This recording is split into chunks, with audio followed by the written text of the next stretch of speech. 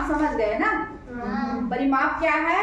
किसी भी क्षेत्र में एक बिंदु से लेके हम फिर से उसी बिंदु वही बिंदु तक आते हैं तो उसकी लंबाई क्या होती है? परिमाप होती है। ठीक है बेटा, ये अब इसके बाद हम उसको सीखेंगे सूत्र में हम परिमाप को कैसे निकालेंगे। वर्ग, त्रिभुज और क्या बोलते हैं आयत का जो है कैसे निकालेंगे। ठीक है, हाँ तो पहले आयत से शुरू करते हैं। जो हमारे पास आयत है कितने कितने सेंटीमीटर है, उसका लंबाई कितना 24 सेंटीमीटर और चौड़ाई 15 सेंटीमीटर। ठीक, तो सबसे पहले भाई बेटा जो सूत्र हमने यहाँ देखा, आयत का परिमाप का सूत्र क्या है? 2 कोष्ठक में लंबाई धन चौड़ाई। ये जो है छोटा कोष्ठक है बेटा, कोष्ठक के बारे में आप लोग आगे और पढ़ोगे। ये इसको बोलते हैं छोटा कोष्ठक, एक ऐसा होता है बड़ा कोष्ठक और होता है सर्पाकार कोष्ठक, इसको आप बाद में पढ़ोगे। ठीक है, हाँ तो अब चलो सूत्र हम लगाते हैं। आयत का परिमाप बराबर 2 कोष्ठक में लंबाई धन चौड़ाई। ठीक, अब सूत्र में हम लगाएंगे तो 2 कोष्ठक में लंबाई कितनी है? 24 सेंटीमीटर धन चौड़ाई कितनी है? 15 सेंटीमीटर। ठीक, हाँ तो फिर 2 बराबर हम इस लंबाई चौड़ाई को जोड़ देंगे, लंबाई चौड़ाई को जोड़ देंगे तो दोनों को जोड़ेंगे। देखो 5 और 4 9 और 2 1 3, कितना सेंटीमीटर आ गया? 39 सेंटीमीटर। कितना सेंटीमीटर आया? 39 सेंटीमीटर। अब फिर से हम जा रहे हैं 2 और कोष्ठक और ये 2 के बीच में जो है हमारा गुणा का चिन्ह छिपा है। क्या है? गुणा का चिन्ह। जब हम कोष्ठक को हटाते हैं तो इस चिन्ह को लगाते हैं, उसके बाद जो आया है उसको हम गुणा करेंगे। ठीक है, तो 2 गुणित 39 सेंटीमीटर, 2 गुणित 39 सेंटीमीटर। अब इसको गुणा करेंगे, 39 को आपको कठिनाई होगा तो हम रफ कार्य कर लेते हैं। 39 गुणित 2 सरल होगा ना?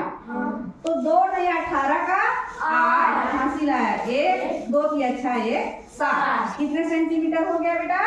78 सेंटीमीटर। ओके, तो आयत, ये जो हमारे पास आयत है जिसकी लंबाई चौड़ाई 24 24 और 15 15 है, तो उसका आयत का परिमाप कितना हुआ? 78 सेंटीमीटर होगा। ठीक, इसके बाद हम देखते हैं चलो वर्ग में। वर्ग हमारे पास कितने सेंटीमीटर का है? चारों भुजाएं इसकी 15 सेंटीमीटर की है। तो सूत्र में देखो यहाँ हमने देखा वर्ग का परिमाप बराबर होता है 4 गुणा भुजा। 4 गुणा भुजा माने चारों भुजाएं, 4 माने ये जो 4 भुजाओं से बनता है ना, और एक भुजा की जो लंबाई है उसको वहाँ भुजा की जगह में रखेंगे। ठीक है, तो वर्ग का परिमाप बराबर 4 गुणा भुजा। अब लगाते हैं 4 गुणा कितनी है भुजाएं? एक भुजा की लंबाई कितनी है? 15 सेंटीमीटर। अब इन दोनों का गुणा करेंगे, 15 चौक 60 सेंटीमीटर, 15 चौक 60 सेंटीमीटर।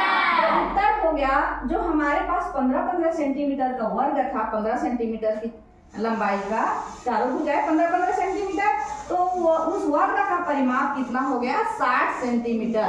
ठीक होगा। ओके, अब चलते हैं त्रिभुज का हम सूत्र में कैसे निकालेंगे परिमाप। तो त्रिभुज का परिमाप बराबर तीनों भुजाओं का योग। योग मीन्स जोड़ना, बताया ना? तो देखो हमारे पास जो त्रिभुज है बेटा, वो उनकी भुजाएं जो है 15 सेंटीमीटर की है, तीनों भुजाएं। ठीक, ये अलग अलग भी हो सकता है, 10 5 15। ये समबाहु त्रिभुज है ना? तीनों भुजाएं समान है तो विषम बाहु भी रहता है, द्विविषम बाहु, तो उसको भी हम जितनी जितनी रहेगी उसको क्या करेंगे? एक माने जोड़ लेंगे। ठीक है, तो त्रिभुज का परिमाप सूत्र को पहले लिखेंगे तीनों भुजाओं का योग। तो फिर आप उसमें लगाएंगे चलो 15 सेंटीमीटर 15 सेंटीमीटर धन 15 सेंटीमीटर। अब हम जोड़ते हैं 15 15 दूने 30 और 15 क्या हो गया? 45। 15 15 30 15 45। तो त्रिभुज का परिमाप कितना आया? 45 सेंटीमीटर। कौन सा त्रिभुज का? जिसकी भुजाएं 15 सेंटीमीटर है। तो इस तरह जब भी हल करोगे, आप जिसका भी सवाल हल करोगे उसका सूत्र लगा के बनाना है। समझ गए? बना लोगे? हाँ। ओके।